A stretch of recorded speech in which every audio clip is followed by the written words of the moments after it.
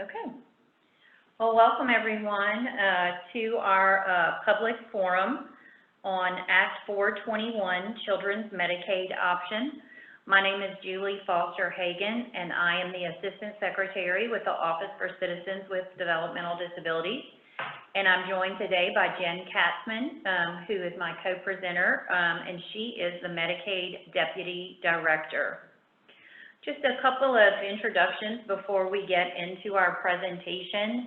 This meeting is being conducted virtually so that we can avoid large gatherings to help ensure health and safety during our public health emergency. We are streaming on Facebook Live and on Zoom simultaneously, or you may also call in by phone. We do want to make sure folks are aware that this meeting is being recorded. We also want folks to know that there is about a 30-second delay between Facebook Live and Zoom, so it's very important that you don't tune in to Facebook and Zoom at the same time, because you may have interference and you will have difficulty with that 30-second delay. This is a public forum, and we want you to know that the department wants to hear from the public about our proposed program.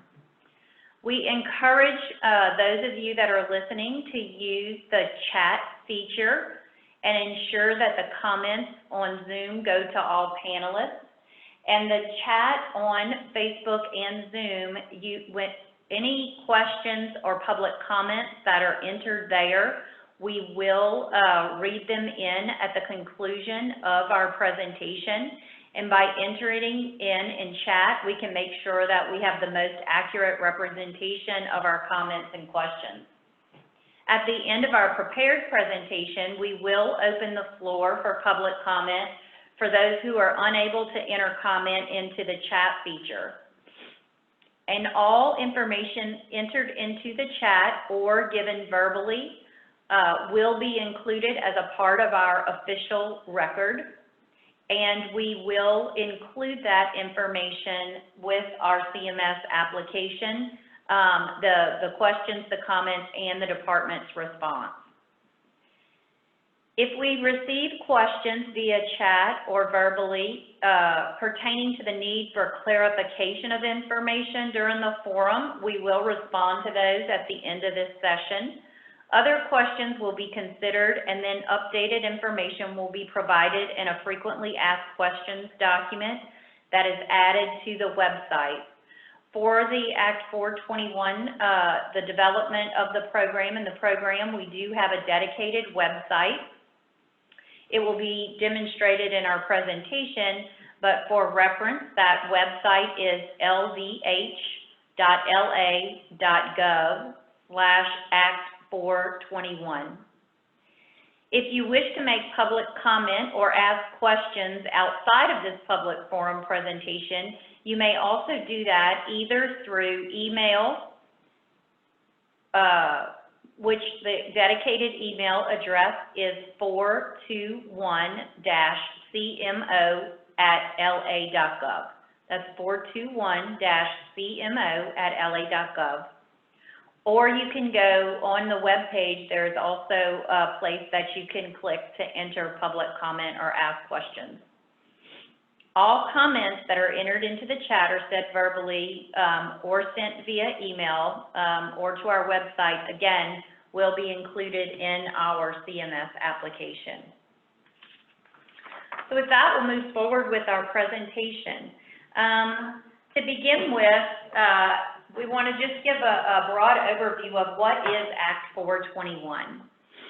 Act 421 was passed during the 2019 legislative session, and it asked the Louisiana Department of Health to start a program that lets certain children with disabilities receive Medicaid coverage, even if their parents earn too much money to qualify for Medicaid.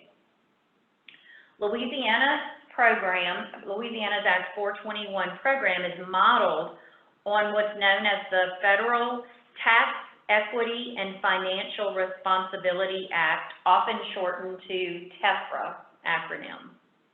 So we do want to be clear that the Act 421 program is not a traditional TEFRA program, but you may hear the name in connection with it because we did use that as a model for our program.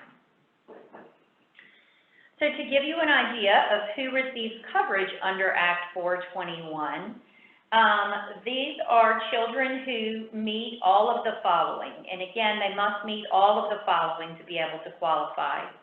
The children must be 18 years old or younger, have a disability defined as a medically determinable physical or mental impairment that results in marked and severe limitations, and has lasted or is expected to last at least 1 year or to result in death.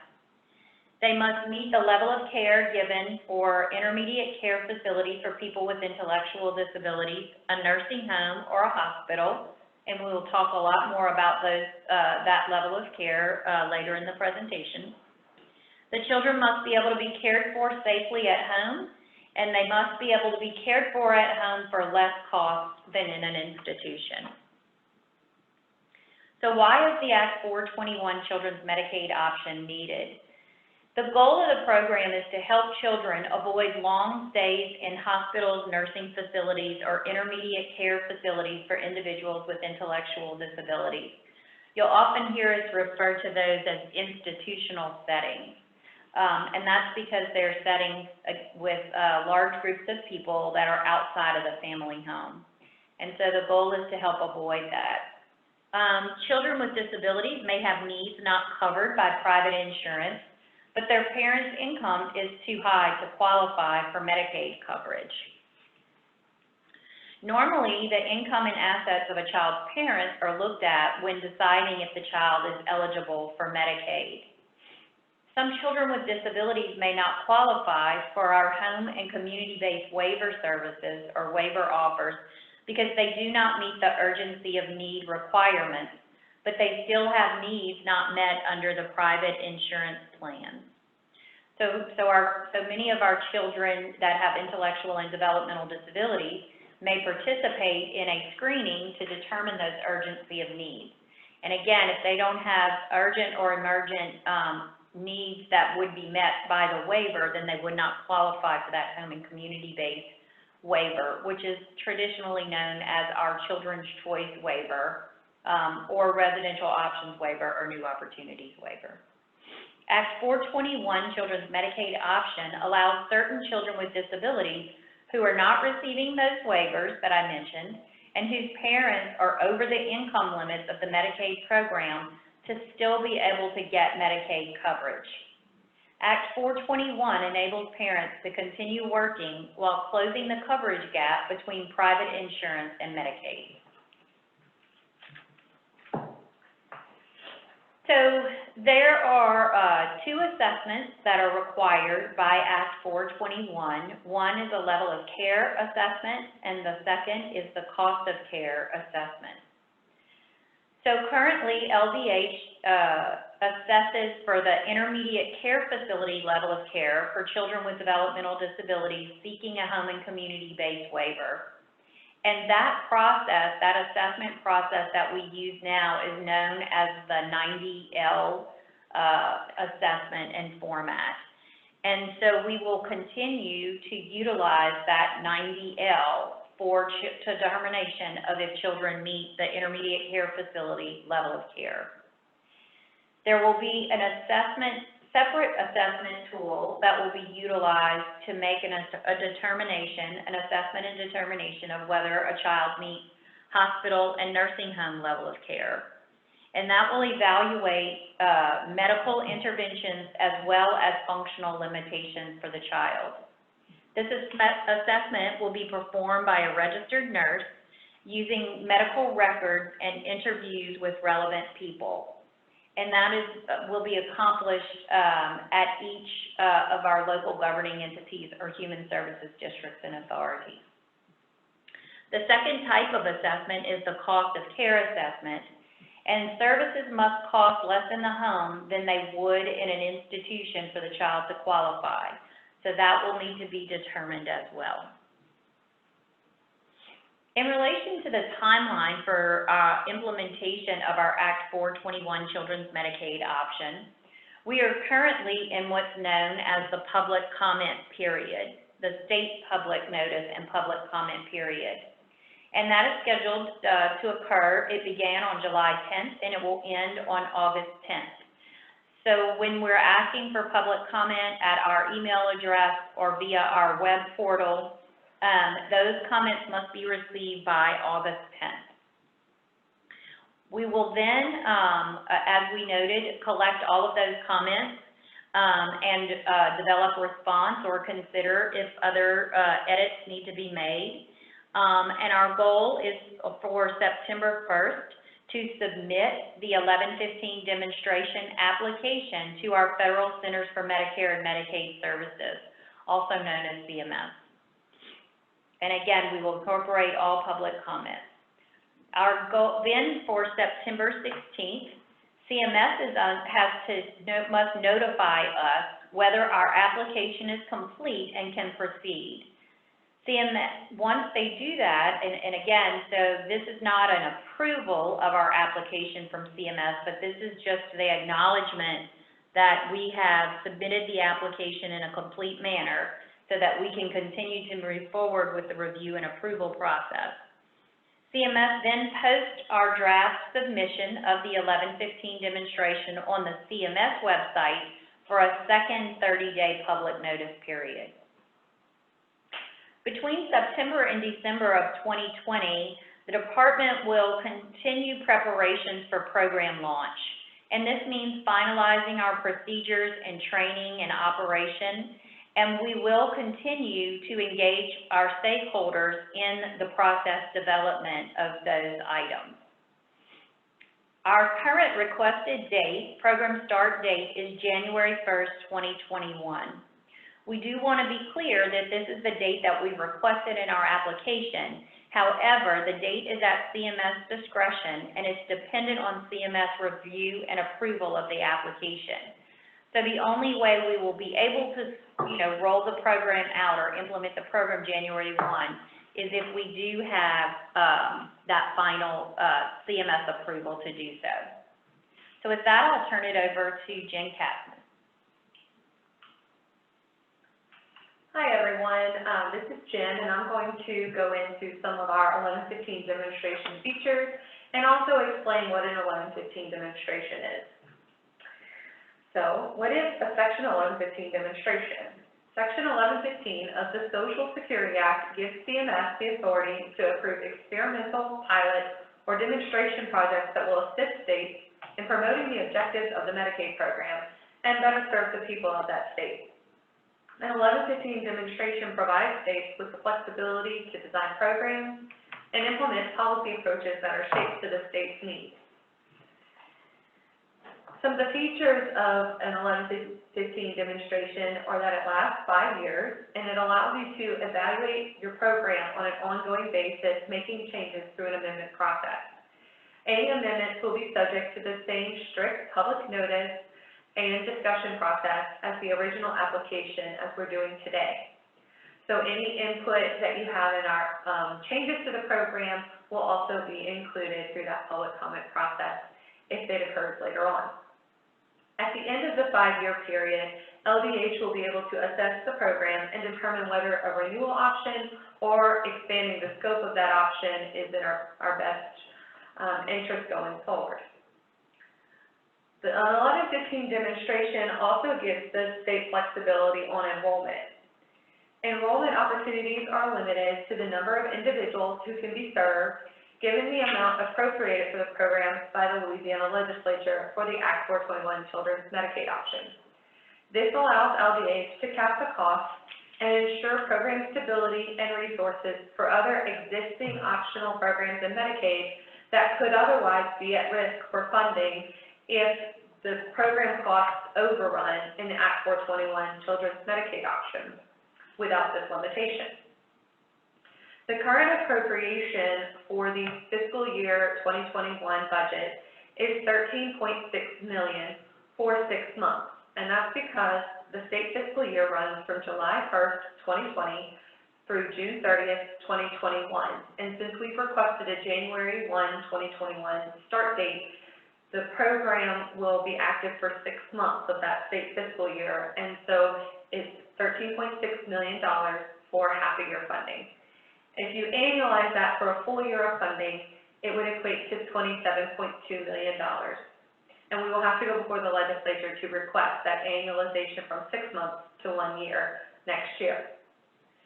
With that funding, and assuming annualization, then we can serve up to approximately 2,540 children based on our projected costs. Additional features of the Act 421 Children's Medicaid option include a private insurance requirement.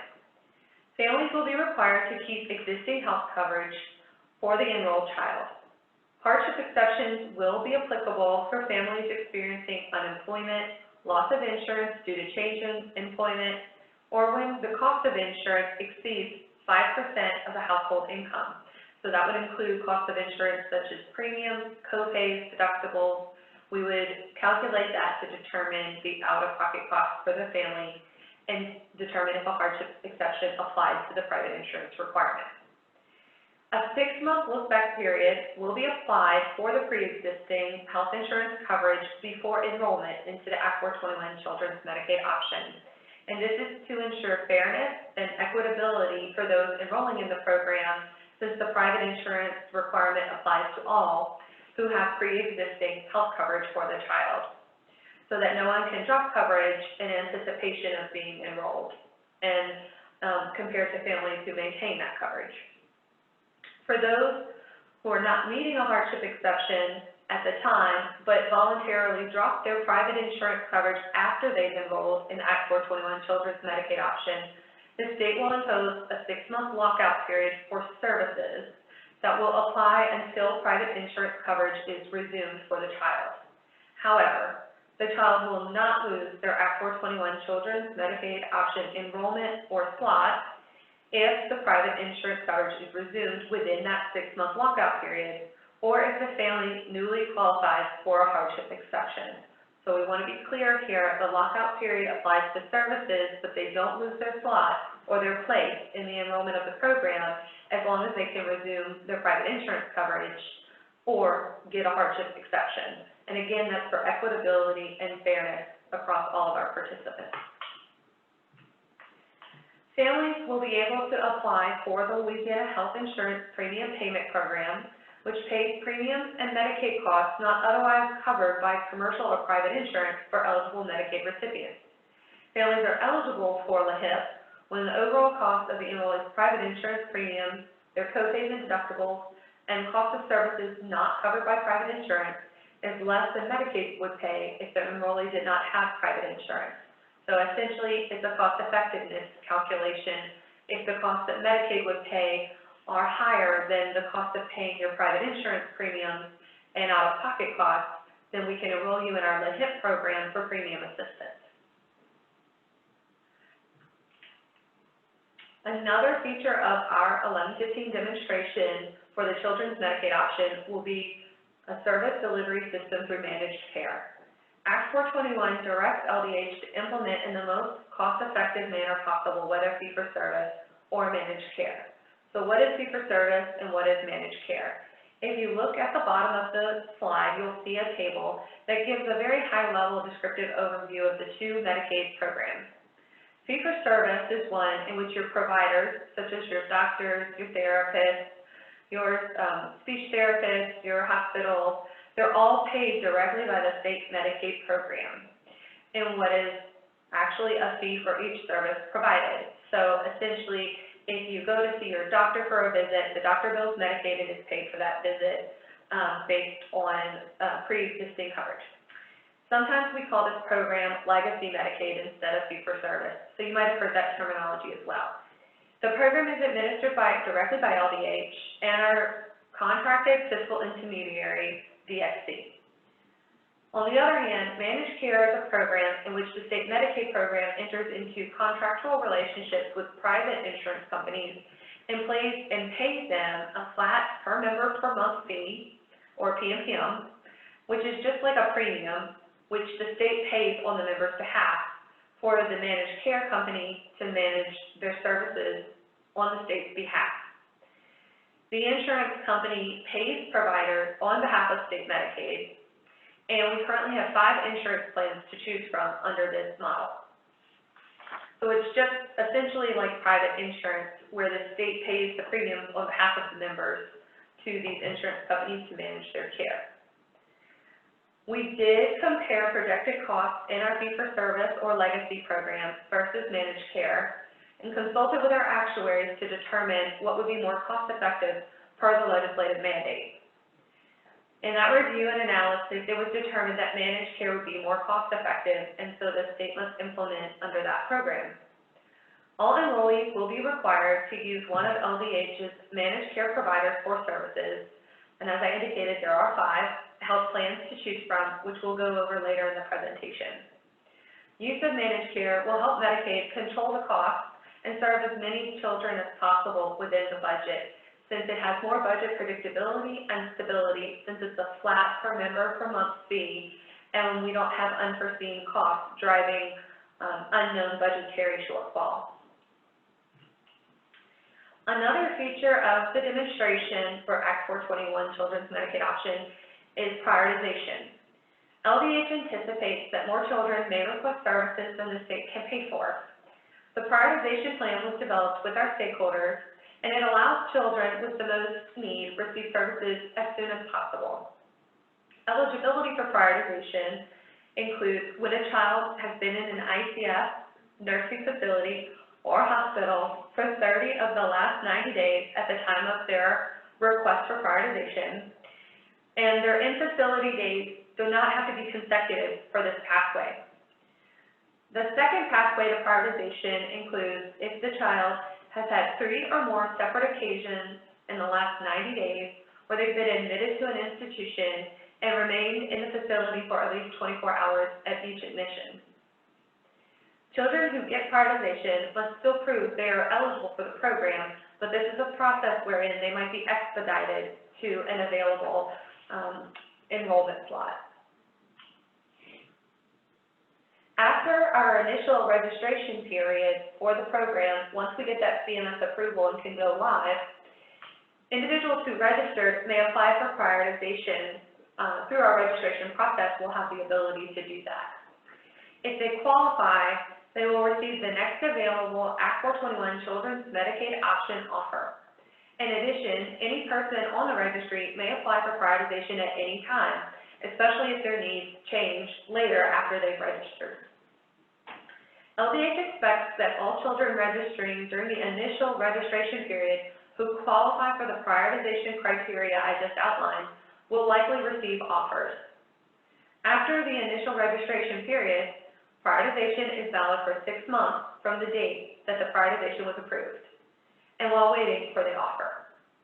After 6 months, if no Act 421 Children's Medicaid Option offer has been made, the individual loses their prioritization, but they retain their original registry date for purposes of receiving an eventual Act 421 Children's Medicaid Option offer. So they don't lose their registration placement, and they can still continue to seek access into the program.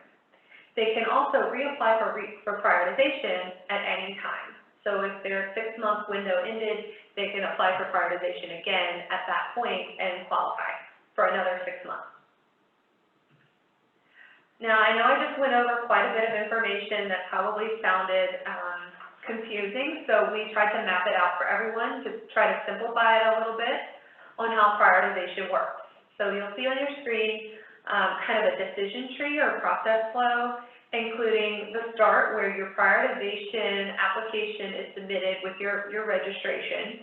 And you can go down 2 pathways. Option 1 is if the child has had 3 hospital or institutional admissions in the last 90 days. Or option 2 is if the child has spent 30 non-consecutive days within the last 90 days in that hospital or institution. If they meet either of those pathways, they will qualify for prioritization for a 6-month period. Once an Act 421 Children's Medicaid Option slot becomes available, we will assess if the child is still currently institutionalized.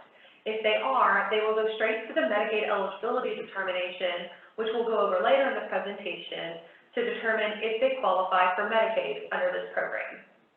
Again, this is the registration process and prioritization before eligibility is determined. If they're not still institutionalized, then we have to determine, is it within 6 months of that initial qualification for prioritization? If they're within that 6-month window, we can move them to the Medicaid eligibility determination, which is the next step in our process. If they do not, the child will go back to their appropriate place on the registry based on the date they were initially registered and wait for an offer. Another feature which we're hoping will help families and streamline processes for all involved includes the demonstration of disability streamlining request that we made of CMS in our application.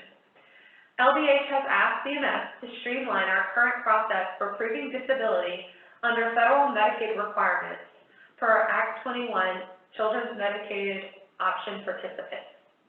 Under the current federal rules, anyone applying for Medicaid on the basis of disability must either receive supplemental security income as a disability benefit or have a disability as determined by Medicaid. Per federal regulation, the Medicaid eligibility determination team currently reviews medical records to make this disability determination for people who do not receive SSI and all of our other Medicaid programs. MUDT is a requirement for disability determination for all those other Medicaid programs.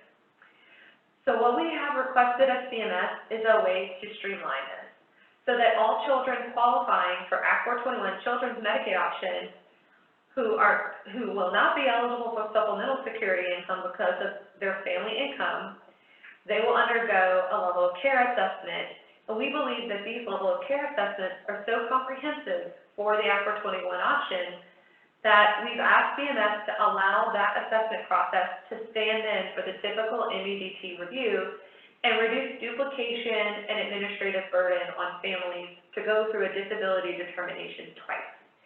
So we believe that this will help families a lot. For anyone familiar with that process, it can require going back to your physician or getting additional records to meet these federal requirements, and so we are requesting that CMS allow us to streamline that process for these families.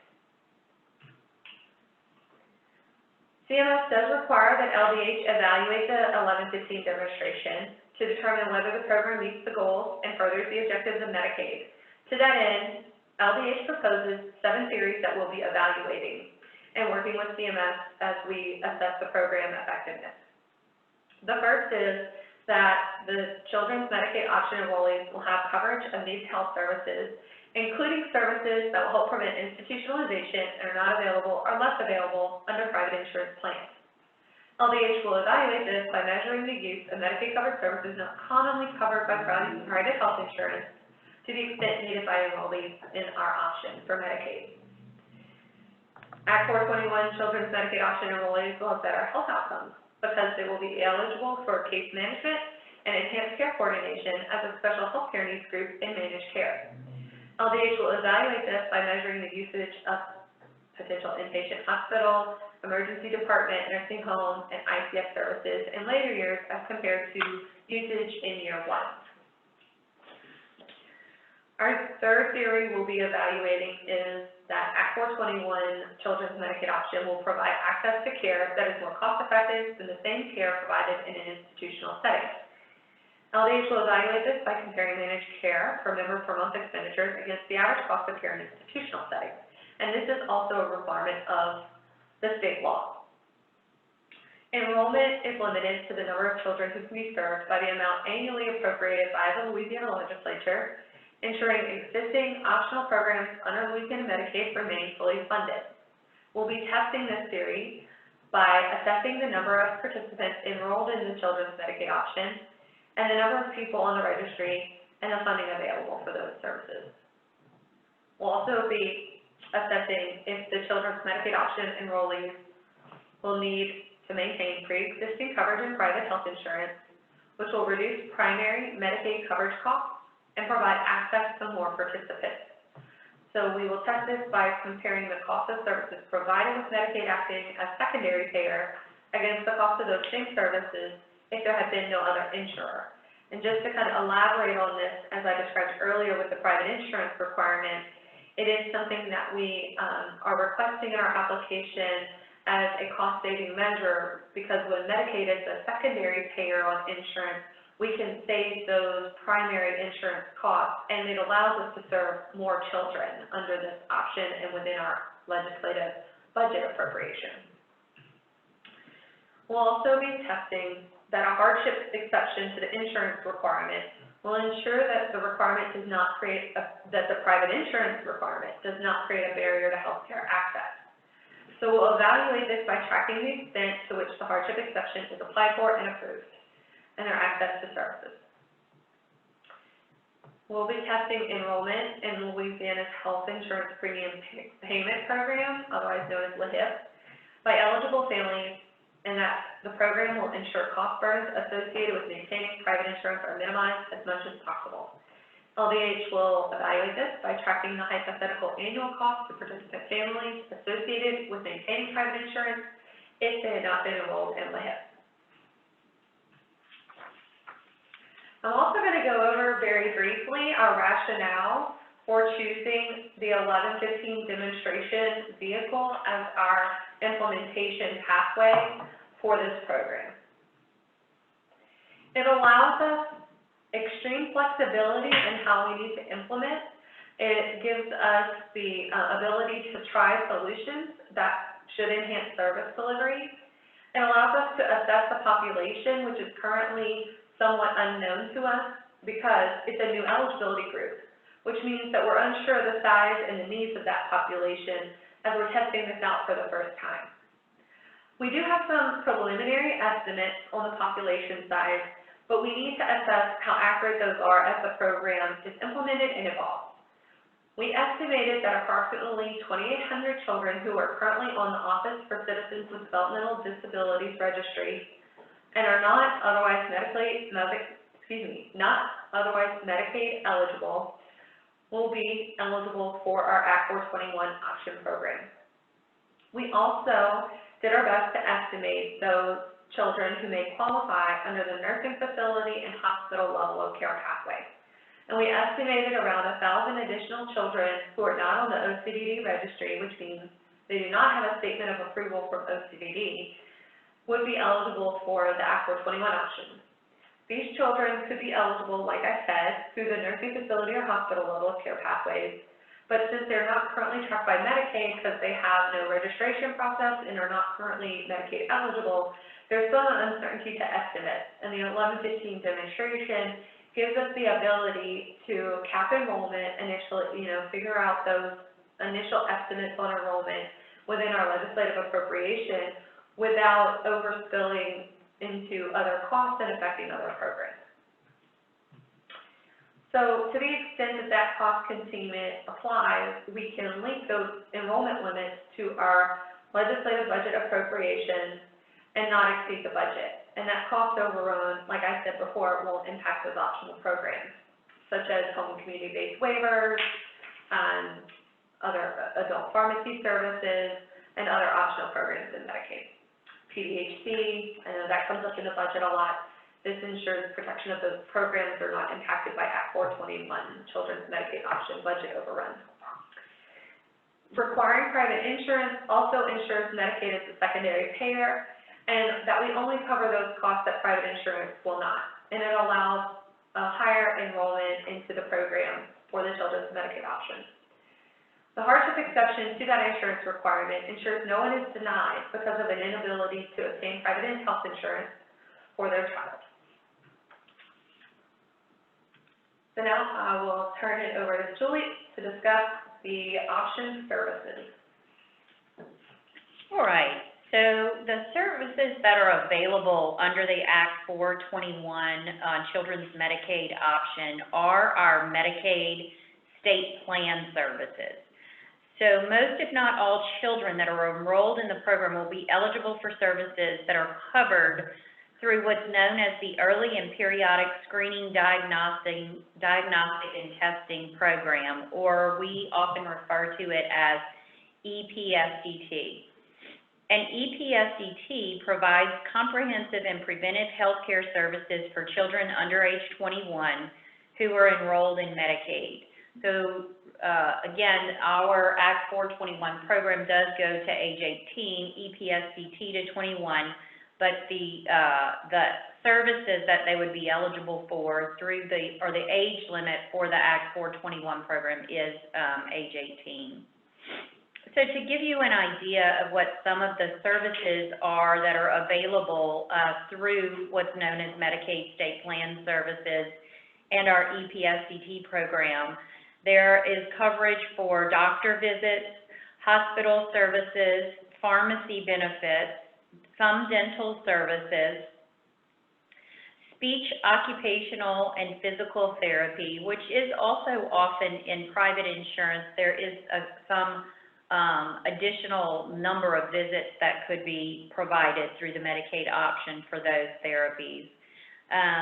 There is also some durable medical equipment that is able to be covered under Medicaid State Plan. And then we do have 3 other services that you are required, or the child would be required to meet what we call a medical necessity determination. And that determination of medical necessity is outside of the eligibility process for the Act 421 program. But there are case management, skilled nursing, and home health services, as well as applied behavior analysis. Again, the skilled nursing and home health and applied behavioral analysis specifically would go through a determination to ensure that they were met medical necessity criteria. So we do want to be clear, the 1115 is sometimes known as a waiver, but it really is an 1115 demonstration. So we do want to be clear that the Act 421 Children's Medicaid option is for those state plan services, and it does not cover what is in some of our home and community-based services. So as I said earlier, our Children's Choice, our Residential Options Waiver, and New Opportunities Waiver are also available options for children, but those are what we call waiver services, are available through those programs. And this only includes those Medicaid state plan services. So some examples of what we mean by waiver services that are not in the Act 421 Children's Medicaid option would be things such as home modifications, substitute family care, housing stabilization, center-based respite, art or music therapy, rehabilitation, and supported employment.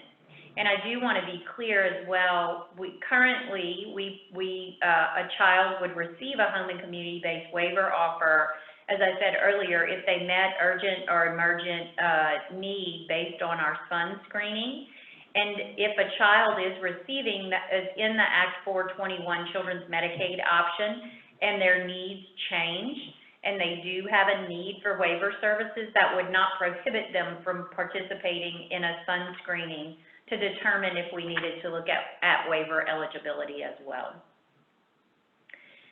So next I want to talk with you guys a little about registration and enrollment. And as Jen mentioned about the prioritization flow chart, we developed a flow chart to try to help make it a little more clearer about what the registration to enrollment process would look like.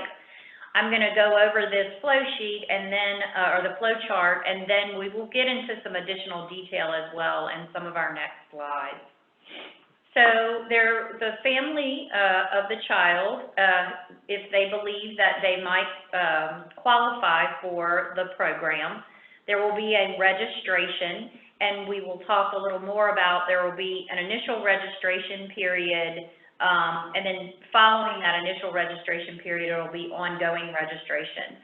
So once a family registers, then there will be a look to see if they have an OCDD statement of approval, or if the online registration would be for children who do not currently have an OCDD, Office for Citizens with Developmental Disabilities statement of approval. The registration will also include the ability to look at for the family to provide information about whether they believe they meet the prioritization. And as Jen said, the prioritization would then allow for a fast track of the waiver offer. So we'll move from registration with the check of the SOA and the prioritization. And then once a spot becomes available, then there would be an Act 421 Children's Medicaid offer made. Once the offer is made, we then would need to go through two separate but individual tracks, one being a determination of clinical eligibility or disability determination, and that is through what we call our level of care assessment. And then there's a second track that we would need to go through the Medicaid application, or what we call programmatic eligibility determination. So under the clinical eligibility, what that assessment entails is either if they have an OCDD statement of approval, going through our 90L process, which is a process whereby a person would go to their physician or medical nurse practitioner nurse practitioner or their physician and present the information. The physician does an assessment and they attest on that 90L form to the child meeting intermediate care facility level of care. The other assessment, if the child does not have an OCDD statement of approval, then again, they would go through an assessment to determine nursing home or hospital level of care, and that will be done by the LGE. And then we will also have the Medicaid application. So the level of care assessment, you'll work through the local governing entity on that, but families will also be required to file a formal Medicaid application so that we can look at the programmatic eligibility determination. Again, the requirements, and we'll talk again about this, are looking at the income of the child being under 300% of the federal poverty level. The child is not able to have assets over $2,000, so there will be a check to confirm the assets are under $2,000. 18 years of age, has applied for a Social Security number. That they're a U.S. citizen or qualified alien and Louisiana resident and not otherwise eligible for Medicaid. At that point in the Medicaid application, there will also be a check of whether the family has, or the child has other current insurance. And we discussed those processes earlier. Depending on the possible hardship exception, Medicaid could be considered as the primary insurance, but we really are focusing on Medicaid as the secondary insurance, and they must keep their other health insurance primary unless the hardship exception is granted. So once a person is determined to meet the clinical eligibility and the programmatic eligibility, then at that point in time, they would be enrolled in Medicaid and move to selecting a managed care health plan. So getting into the details of that a bit more, we will have notification, a notification period. Notification to the public will be given before the initial registration period begins. So we will want to make sure that we get the word out about this new program to folks. And the notice will include a description of the program, the time period for the initial registration, and it will also include instructions for how to register online, in person, or by phone. We plan to make this notification period of the start of our program and the registration period through press releases, social media postings on the appropriate Department of Health pages. We have a Special Needs and Parent Support Services of Louisiana SNAP contractor that will help us get the information out. We will publish information on both the department's main website as well as our Act 421 Children's Medicaid Option webpage. We have several stakeholders who have expressed an interest in receiving information. We will have email distribution to them. We will notify all of the legislators so that they can advise their constituency as well. And we also have several email distributions to public and private organizations that advocate for children's services. So So we will ask them to distribute an email notifying folks of that. And some of those include Families Helping Families, the Governor's Office of Disability Affairs, the Developmental Disabilities Council, Partners in Policy Making, our Children's Cabinet, and we do have others. But again, our goal is to reach as many people as we can with our notification. So getting into the registration itself, as I said on our flow chart, there will be an initial registration period, and during that initial registration period, it will last for 1 month, and online applications will be used to collect information needed for the prioritization process described earlier. So again, at the time a family registers, if they felt that they met the criteria for prioritization, it would include that information. Those children who already have been determined by the department to have a developmental disability, which means that they have a statement of approval from our Office for Citizens with Developmental Disabilities, but they are not currently eligible for Medicaid services, those children will automatically be registered for our Act 421 Children's Medicaid Option participation. What will happen is families will receive a pre-filled form in the mail that will explain to them what the Act 421 Children's Medicaid Option is and that they have been registered. And then the form will be able to, the families would be able to opt out of the program. So they may say that they don't wish to participate in the Act 421 Children's Medicaid Option program, or they might wish to participate in the program and feel that their child meets the prioritization criteria, so they would have an opportunity to provide information to us so that a determination could be made if they meet that prioritization. And then at the end of the 30-day initial registration period, the department will randomize the registrants in order to create a numbered ordered registry. Children registered in the initial registration period will receive an Act 421 Children's Medicaid offer based on, first, the prioritization process, so those children who meet the prioritization criteria will receive the offers first, and then it will be according to the number order on the registry. So for this, the randomized number that they receive.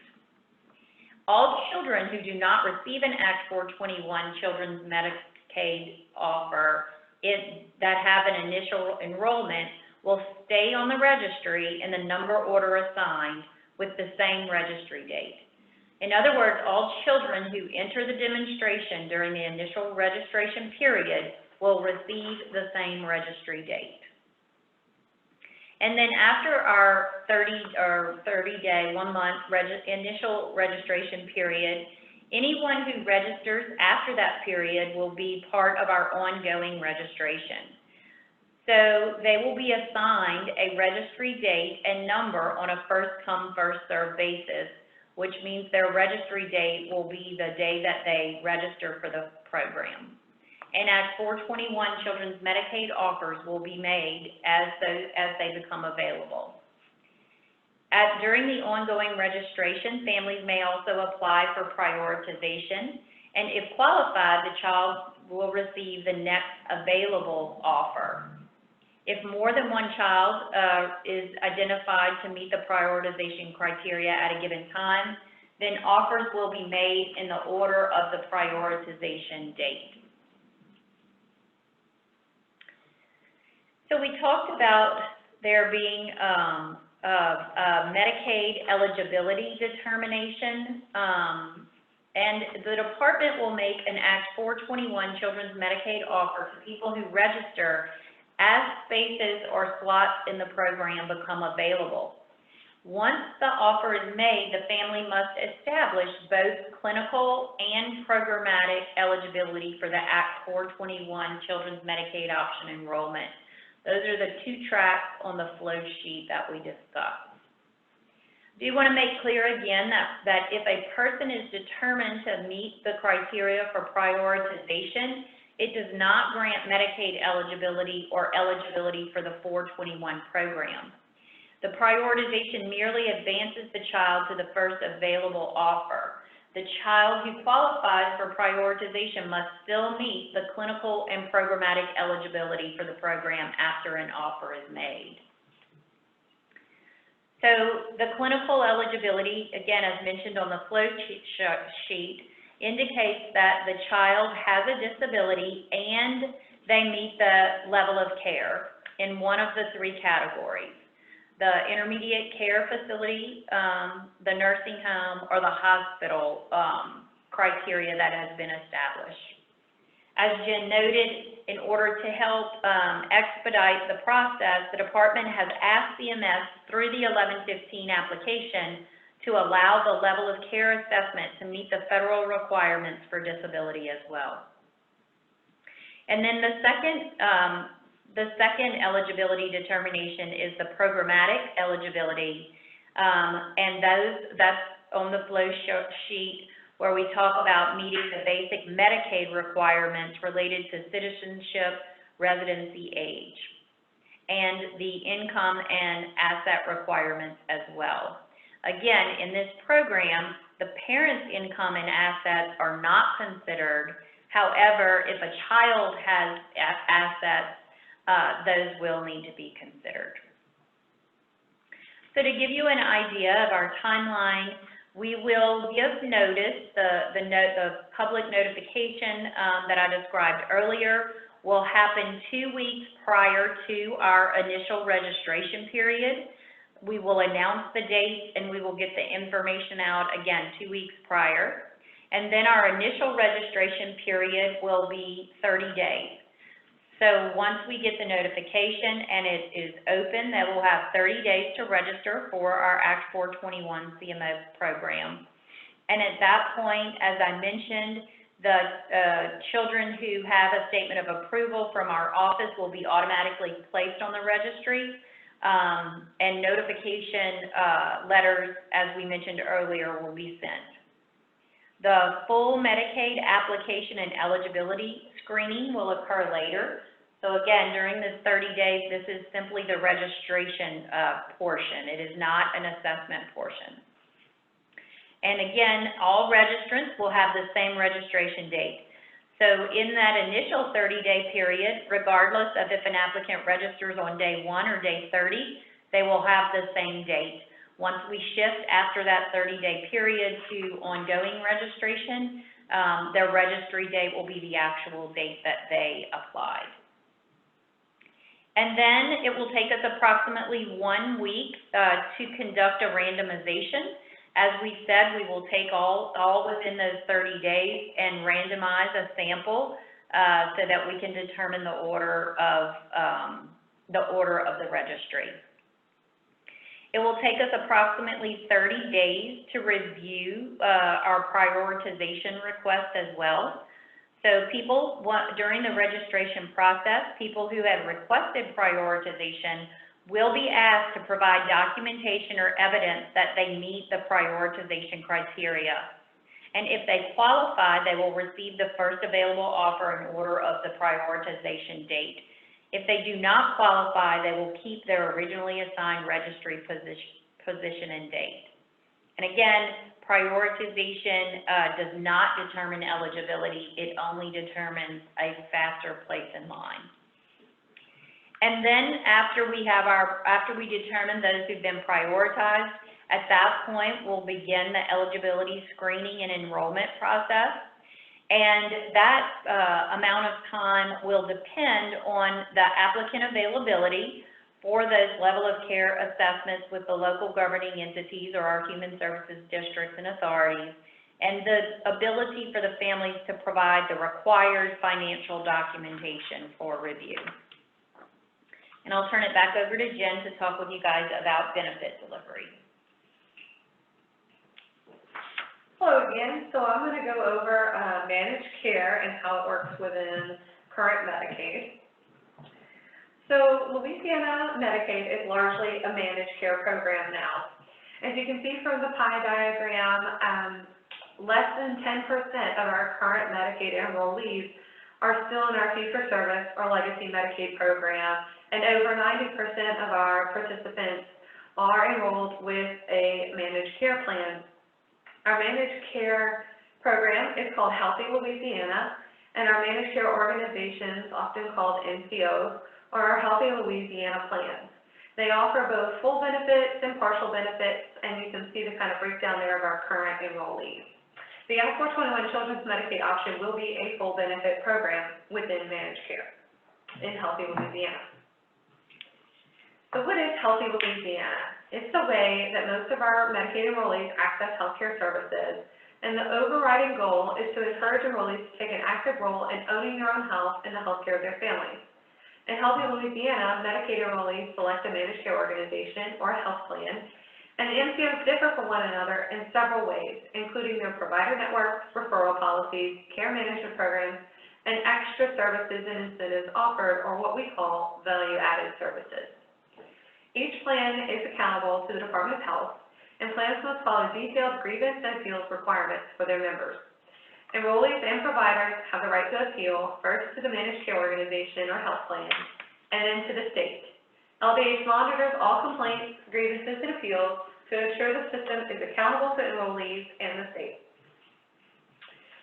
So in managed care, there's a designation called a special healthcare needs population, and this is for individuals who, because of disability, require individualized healthcare approaches. LDH will designate the Act 421 Children's Medicaid Option enrollees as a special healthcare needs population. But what does this get the children enrolled?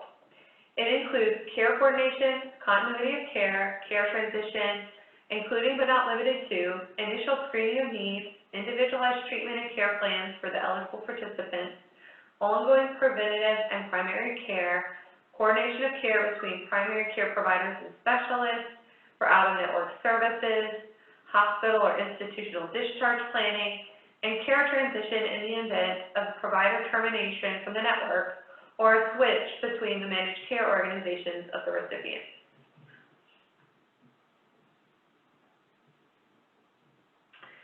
So who are our 5 health plans, or our Healthy Louisiana MCOs? They're Aetna Better Health, AmeriHealth Caritas of Louisiana, Healthy Blue, Louisiana Healthcare Connections, and United Healthcare of Louisiana. And you may have seen their names or their signs across town. And those are our Medicaid health plans. So now I'm going to go over briefly our public comment and stakeholder engagement processes and our next steps. As mentioned before, we have a robust stakeholder work group that provides a lot of advice and feedback to the Department of Health in developing this program, and they've been extremely helpful, and we've relied a lot on their guidance. We've had numerous meetings with them to discuss and receive input on our program features, and all of the presentations from the past meetings are archived on our webpage, www.ldh.la.gov/Act421. I will caution you, however, if you're going to review those prior presentations, that they are on the website as an evolution of our program development, and some of the slides may no longer apply to the current application. We started with different ideas, we evolved over time in coordination with our stakeholder groups, they came up with additional suggestions for us to implement, and we landed where we are today with our application posted online for public comment and feedback. But I do just want to caution you, those archived presentations may no longer be accurate, but they do give you a historical perspective. We will continue meeting in order to finalize our processes and procedures for the Act 421 Children's Medicaid option before the program starts. As indicated on our timeline, we will be meeting from September through December before implementation and our start date, but we will also be meeting after the program launch to monitor program, ensure features are working as intended, and to ensure our enrollees have their needs met. Do you want to get involved? We're welcoming all comers, and we would like your feedback and participation. If so, you can email us at 421-CMO@la.gov, and we will take your name and contact information down and ensure you receive our future stakeholder meeting invites. We do have a larger stakeholder group and a smaller work group. So just so you know, we have multiple presentations depending on where we are in our development. We will also have, as Julie indicated on our timeline, public comment through August 10th.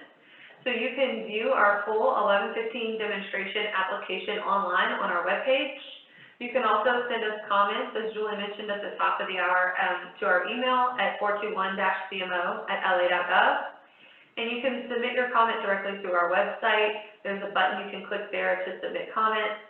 And you can mail your written comments to Bureau of Health Services Financing, attention Act 421, Children's Medicaid Option Manager, P.O. Box 91030 at bin number 24 in Baton Rouge, Louisiana 70821-3117. Comments, as Julie mentioned, will be incorporated in our response into the final application. And I know I read a lot of contact information there at the end. If you're on the phone and unable to view the slide deck, please know that this video and the presentation will be posted on our webpage if you need to find the contact information again. And our webpage, one more time, is www.ldh.la.gov/Act421.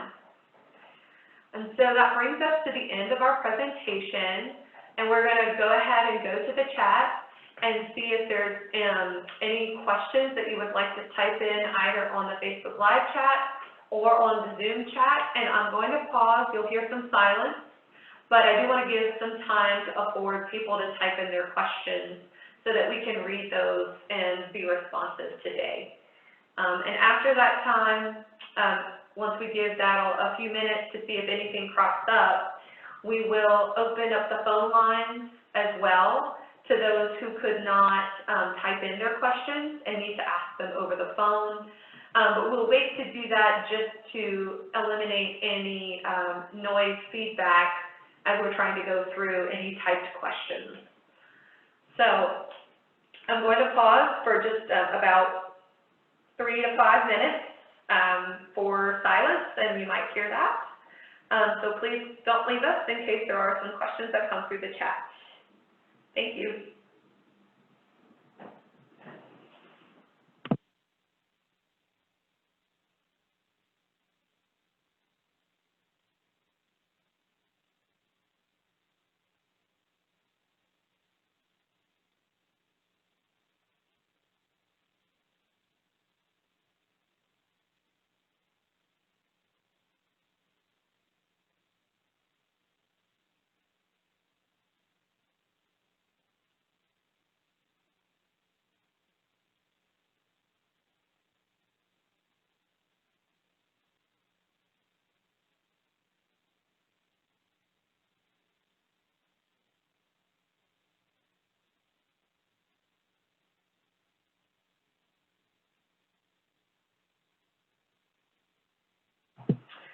All right, folks, while we're waiting to see if anyone types in a question, we have not received any quite yet, but I don't want to leave you hanging in silence.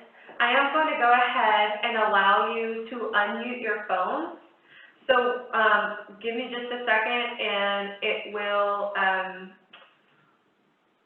you'll be able to unmute yourself. Currently you are muted, so if you want to talk or ask a question, you will have to go onto the Zoom to ask your question directly and unmute yourself.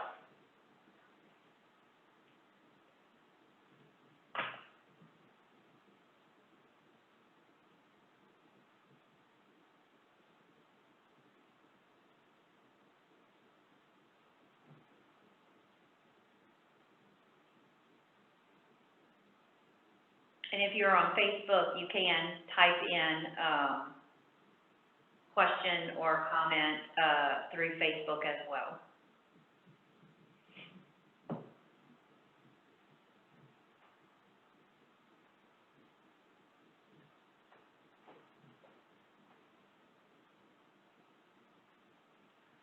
We will give it just one more minute before we wrap up in case there's any late callers or trying to figure out mute. I don't know about you guys, but figuring out mute on Zoom is very difficult for me. Seems the button always moves. And just will point out, if any of you are having technical difficulty with getting it in now, it's not too late. You know, as we mentioned, there's the dedicated email address, the ability to submit through the website itself, or to mail in any comments, and those will all be considered, and answers to questions put into a frequently asked question document on our website as well.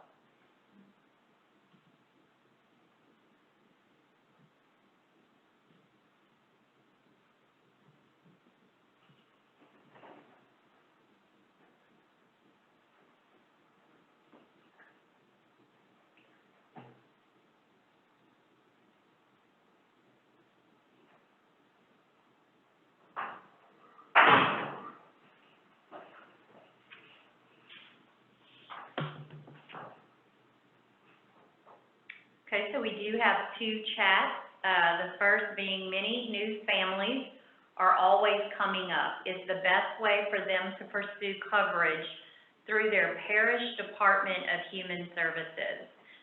So they're actually known as our local governing entities or human services districts and authorities. We do have 10 of them in Louisiana. And there is one in the Jefferson Parish Human Services Authority does serve just Jefferson Parish, but our other 9 human services districts and authorities actually cover multiple parishes, but they are, for the Office for Citizens with Developmental Disabilities, they are what we call our single point of entry into the developmental disability system, and they will be our point of entry into this program. So yes, once it gets started, the best way to pursue that would be to reach out to your local human services district and authority, and they can help guide families on how to apply, as well as if the family would want to consider going through our OCDD eligibility determination as well. The second question, and I think there's a couple more coming up, if families were to navigate the process alone, what should they be prepared to readily substantiate? If I understand the question correctly, you want to know basically what documentation might be required in order to qualify, to have available at the outset so you can get through that process smoothly. And I will say we are still working on a lot of our operational procedures and how we will define those as we go through working towards a go-live date. We'll be bringing a lot of those to our stakeholder meetings, so if you're interested in that process, you can join us.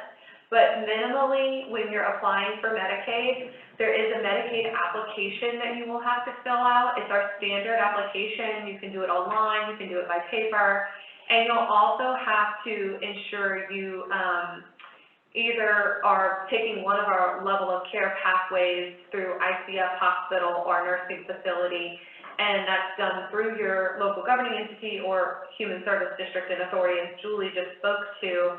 So they will guide you on the documentation needed for the level of care assessment.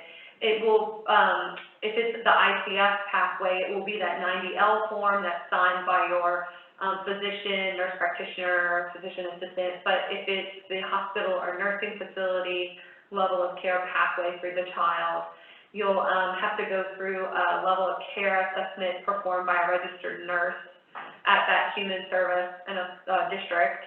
And they will, it will be an interview process, and they will be asking for medical information, medical records and documentation, and things like that.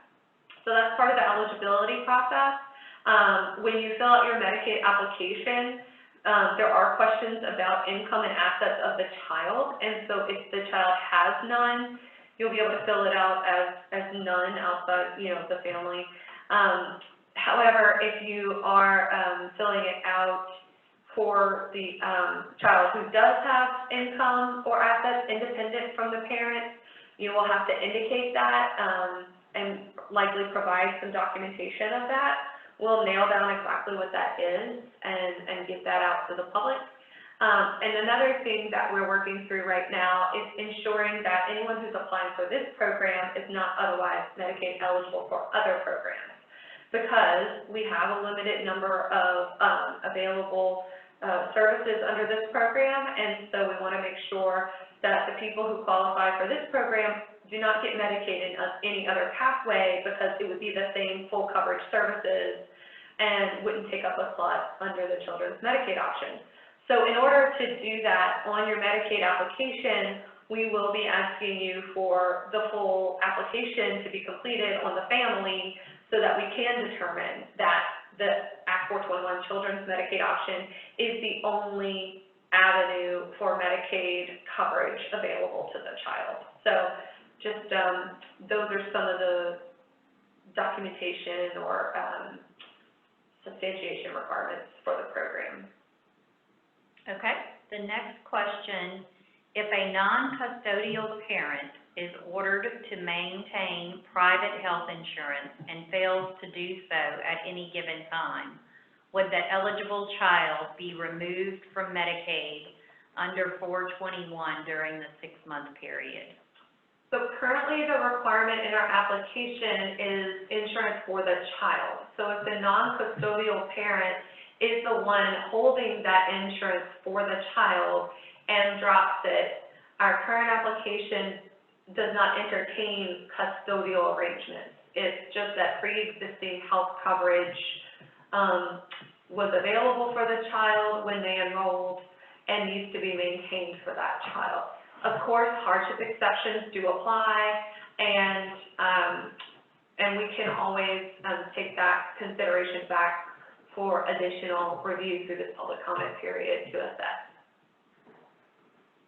And the next question we have is, what additional services would be provided that differs from the current Medicaid options? So, I mean, none. The purpose of this demonstration is full benefit Medicaid coverage. So anything that's available to a current Medicaid recipient and a full benefit plan and a full benefit coverage is available to a child under the Act 421 Children's Medicaid option. However, what is not available are the additional services, as Julie went through, that other children get if they qualify for a 1915B home and community-based waiver through the Office for Citizens with Developmental Disabilities. This is the Act 421 Children's Medicaid option is a door to Medicaid eligibility. It gives you your core Medicaid coverage. It does not give you additional services on top of full Medicaid coverage, if that clarifies that. So some of those services are just like Julie went over before, your pharmacy, your doctor's visits, your hospitals, your therapies, case management if medically necessary, home health, skilled nursing if medically necessary, and it's a whole host and array of services currently covered under Medicaid.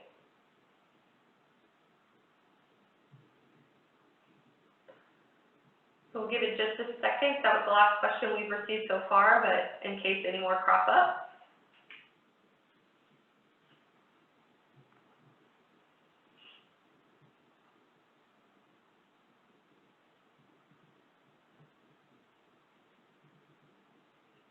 And if you aren't sure which services are currently covered by Medicaid, we can link to our covered services chart on our Act 421 webpage. I'll be honest, it's extensive and confusing because Medicaid is quite complex, but it will at least give you a picture of, in a table format, the types of services currently under Medicaid.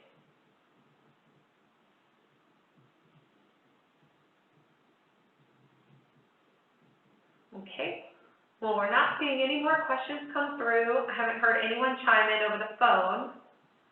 So we'll go ahead and wrap up today's public forum presentation. We have recorded this video, so we will post it online. and make sure that it's available for anyone who wants to see it through the archive.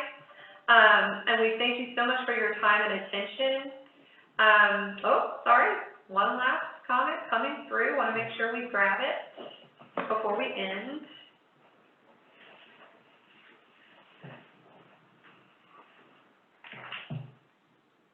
The question is, did we explain the level of disability that would be eligible? Some think you have to be eligible for institutional care. And the answer to that is we did at the outset of the presentation explain the disability requirements. I'm going to go back up to that slide just so that you can see it on the screen. But you do, per the state legislation, have to meet institutional level of care to qualify for this program. That includes ICF, hospital, or nursing facility level of care. So you do have to meet institutional level of care to qualify for the Act 421 Children's Medicaid option. And I'm almost to the other requirements. It's just taking a minute because we're streaming on 2 places. So give me 1 second, I'm almost there. Okay. Those who qualify for the Act 421 Children's Medicaid option are children who are 18 years old or younger, and that means the full year of their 18th year, so anyone under 19. They have to have a disability, and it provides the definition there, which is basically the same as the supplemental security income definition. And it's defined as a medically determinable physical or mental impairment that results in marked and severe limitations and is lasted or is expected to last at least 1 year or result in death. They have to meet the level of care requirements given as intermediate care facility, nursing home, or hospital. So that's institutional level of care. And the care has to be able to be provided safely at home and cost less at home than in an institution. So those are all eligibility requirements that are in the state law that we are required to put around this program for implementation. And part of the level of care discussion that we had earlier as well includes how we'll be doing the assessment for that. If it's the ICF, you'll be able to complete the 90L form, which is signed by your provider, your physician, your nurse practitioner, or your physician assistant for children with developmental disabilities. If you're pursuing entrance into this program through a hospital or nursing home level of care because you do not meet the requirements for ICF or you're already hospitalized, your child is already hospitalized, then we will evaluate your eligibility and institutional level of care using a tool that the Department of Health has developed that will be implemented by registered nurses at the Human Service Districts and authorities.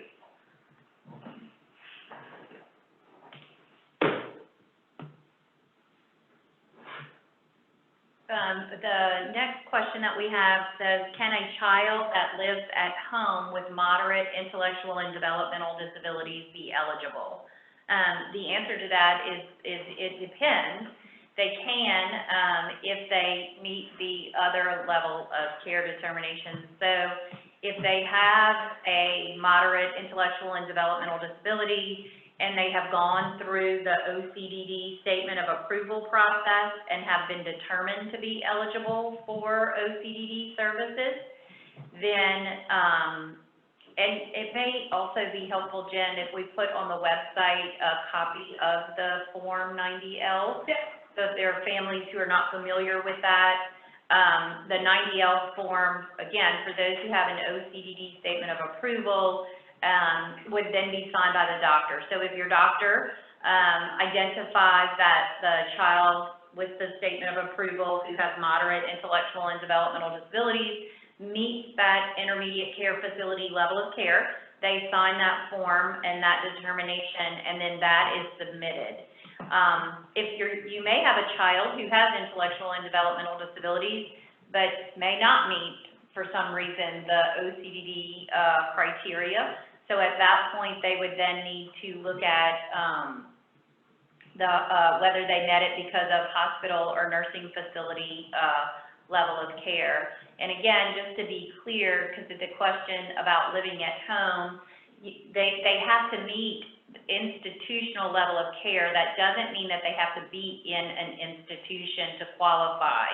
It means they have functional limitations or other limitations that basically could mean they would be in an institution, but for the family care provided, is what that typically means. So they may not actually be in the hospital or at the nursing facility and could still qualify for this program if they have those other functional limitations or living arrangement limitations that would meet the level of care assessment criteria. And as Julie asked, we will place that 90L form online so that you can understand what basically meets the ICF level of care.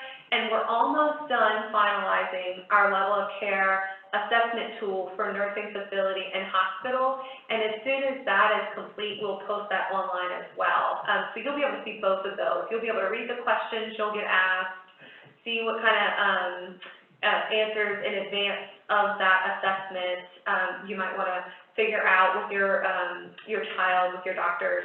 And you'll be able to know the kinds of things that the registered nurses are looking for when they're performing that assessment. And just one final to close that out, just really the tenet or philosophy behind the federal TEFRA programs or TEFRA, the reason why the federal government really instituted this was to be able to help children stay at home and not have to go in institutions, and to help those families or those children who are at risk of having to do that because their family made too much to qualify for Medicaid, but that didn't have access to services. And so that's really the impetus behind why this is also sometimes called a Katie Beckett program in some states or TEFRA. And again, it's to help children be able to be supported and remain living at home and not have to go into an institution. So.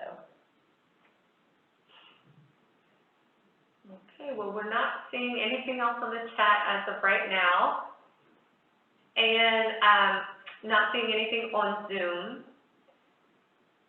So we thank you so much for your interest and your questions. They were really great questions. They gave us some good feedback on information that we need to make sure is out there. So we will be sure to add those tools to our webpage that we discussed and post this recording to our webpage. If you know of anyone who wasn't able to attend today or on our prior public hearing last week, we did experience some Facebook Live technical difficulties last week, so we're very excited that it worked today, but we might have missed a few folks because of that. So we have recorded it to post online if you want to make sure they get that and you share it with them so they can watch it. They can also submit their feedback and questions through our website or to our email address as indicated before. And I'm going back to that contact slide for anyone who just needs that information one more time. So with that, we'll go ahead and wrap up today's presentation. And thank you so much for joining us, and we look forward to hearing from you about the implementation and development of the program. So thank you for your time today.